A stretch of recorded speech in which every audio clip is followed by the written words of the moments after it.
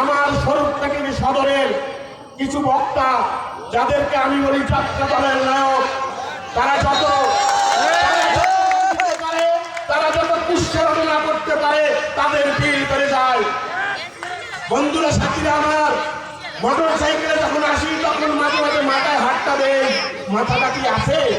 কারণ ওই নেতারা তো এই স্বরূপকাঠির পূর্বপারে সবার মাথা হক আজির কাছে বিক্রি করে দিয়েছে। এই পরিবারের মাথা, এই জনগণের মাথা যারা বিক্রি করে তারা স্বরূপকাঠির বেঈমান।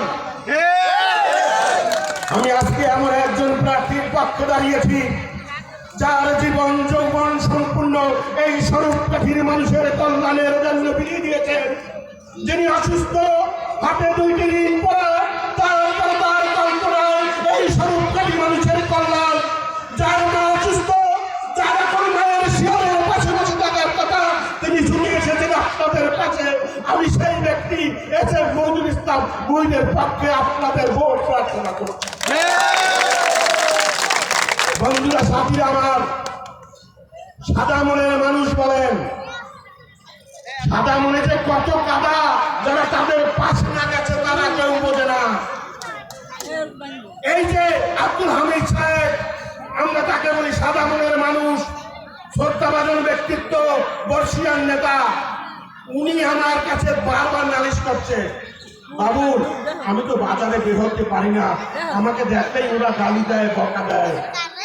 আর সেই তাদের সাথে স্টেজে বসে মজা লোকে। হ্যাঁ রে সাদা মনের মানুষ।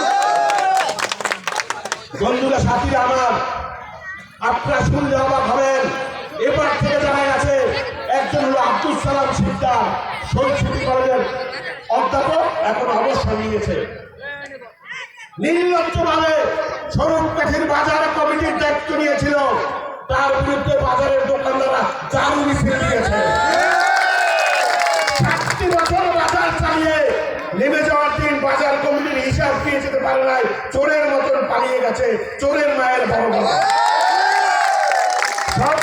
সাহেব বিভিন্ন অঞ্চলে যে বিভিন্ন কথা বলেন, আপনার নামেও তো শহীদ স্মৃতি মহাবিদ্যালয়ে জারু মিছিল হয়েছিল, সেটা কি